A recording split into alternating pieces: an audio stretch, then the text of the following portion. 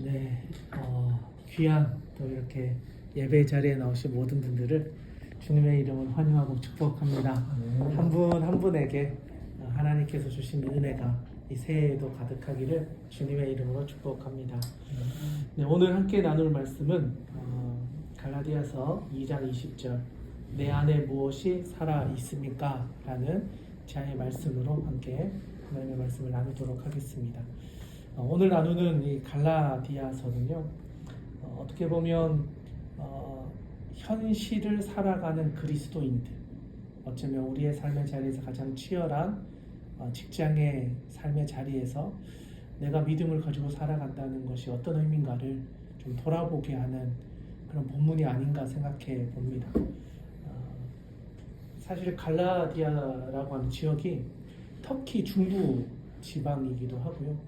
그 당시에 어떻게 보면 로마의 어떤 주, 하나의 도시 중에서 좀 큰 주, 도시가 몇 가지 이렇게 모여 있는 우리나라의 뭐 경상도, 경기도 이런 도 같은 큰 지역인데, 이 지역의 특징이 로마인들도 살면서 헬라인들도 살면서 유대인들도 들어와서 살고 있는 여러 민족이 섞여서 살고 있는 도시이기도 하면서 또 사람들의 이주가 좀 많은 곳이었습니다.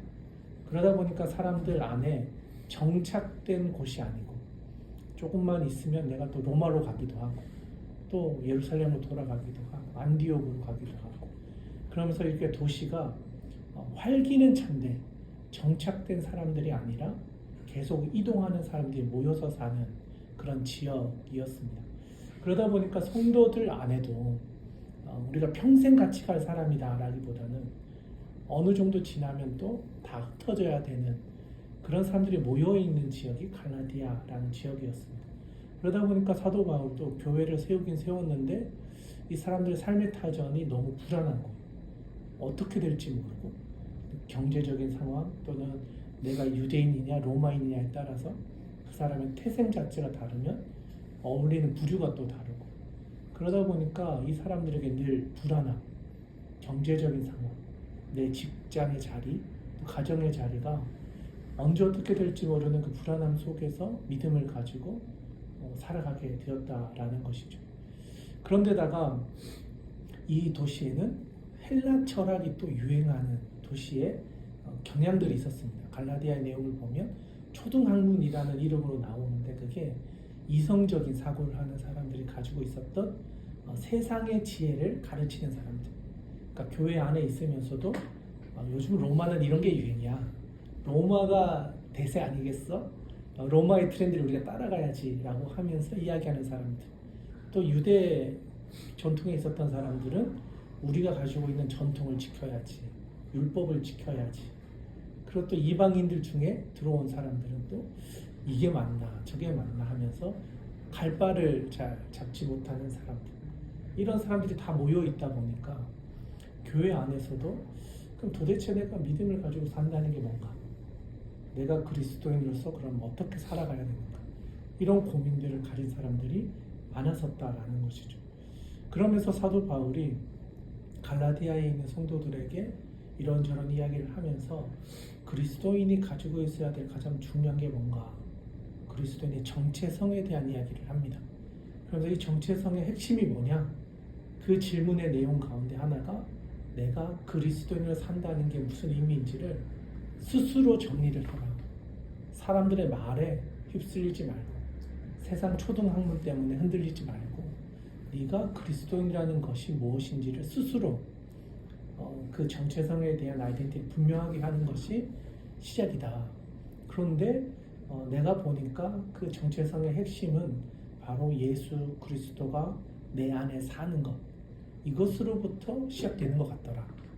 왜냐하면 나의 토대가 흔들려 버리면 이 땅에서 사람들이 말하는 트렌드나 유행이나 가치관이나 세계적인 어떤 흐름들을 이야기하면 나도 그 부류에 휩쓸려서 살아가게 되는데, 내 안에 그리스도가 자리 잡고 있는 사람들은 그런 세상의 흐름과 분위기에 요동치지 않을 수 있다.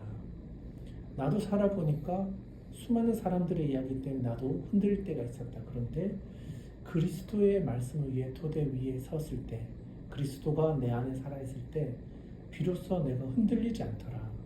그 이야기를 해주고 싶었던 것 같아요. 그래서 이걸 어떤 예를 들어서 사용하고 있냐면 사도 바울이 공동체를 세워가면서 유대 전통을 지키는 사람들과 그 전통을 지키는 것으로 인해서 시험 들었던 사람들, 특히 여기 보면 베드로 사건이 나오는데 공동체 안에 이방인들과 식사하다가 유대인들이 이제 예루살렘으로부터 야고보가 보내서 도착했을 때 유대인들끼리 식사하는 건 괜찮은데 이방인과 식사하는 것은 이제 그 당시에 좀 거룩한 걸 훼손하는 걸 생각해가지고 구별됨을 깨뜨린다 생각해서 가능하면 같이 식사하는 것을 피하려고 했었던 모습들이 있었는데 그걸 책망하면서 사람들이 가지고 있는 편견, 너희들이 가지고 있는 생각들 그런 게 우리를 증명하는 게 아니라 내 안에 그리스도가 살아있는가를 보는 것이 내가 어떤 사람인지를 증명하는 거다. 외식에 대해서 사람들 눈에 너희의 신앙을 맞추는 게 아니라 하나님이 내 안에 진짜 있는가를 점검하는 것이 더 중요하다. 그래서 그것을 강조하기 위해서 앞에 있었던 사건을 이야기하면서 오늘의 본문의 말씀을 이야기하고 있습니다. 그래서 오늘의 본문의 말씀을 다시 한번 읽어보면요. 같이 한 번만 다시 읽어보도록 하겠습니다. 2장 20절 같이 한번 읽겠습니다. 시작. 내가 그리스도와 함께 십자가에 못 박혔나니 그런즉 이제는 내가 사는 것이 아니요 오직 내 안에 그리스도께서 사시는 것이라. 이제 내가 육체 가운데 사는 것은 나를 사랑하사 나를 위하여 자기 자신을 버리신 하나님의 아들을 믿는 믿음 안에서 사는 것이라. 아멘. 다양한 인종과 배경과 또 복잡한 사회 속에서 살아가던 갈라디아 성도들에게 너희 안에 무엇이 있느냐가 결국 너희의 정체성을 드러내는 토대가 된다. 그래서 나는, 그러니까 사도 바울 자신은 내 안에 무엇이 있는가를 돌아보니 바로 그리스도가 내 안에 살고 계셨다. 그리스도가 내 안에 살 때 비로소 내가 그리스도인이 될 수 있었다. 그런 점에서 갈라디아 성도들에게도 너희 안에 예수 그리스도가 살아있기를 바란다. 너희가 세상에 흔들리는 것이 아니라 예수 그리스도께서 내 안에 계셔서 흔들리지 않는 믿음으로 살아가게 되는 것. 그럴 때야 비로소 하나님께서 우리에게 주신 은혜를 누리며 믿음으로 이 세상을 돌파해낼 수 있는 사람으로 살아갈 수 있다. 그게 오늘 2장 20절에서 말하고 있는 그리스도께서 내 안에 살아계실 때 비로소 우리가 그리스도인답게 살아갈 수 있습니다. 라고 하는 것을 말해주고 있습니다. 저는 이 이야기를 보면서 갈라디아 사람들의 삶의 자리가 어쩌면 이 시대를 살아가는 직장인들의 삶의 자리가 아닌가.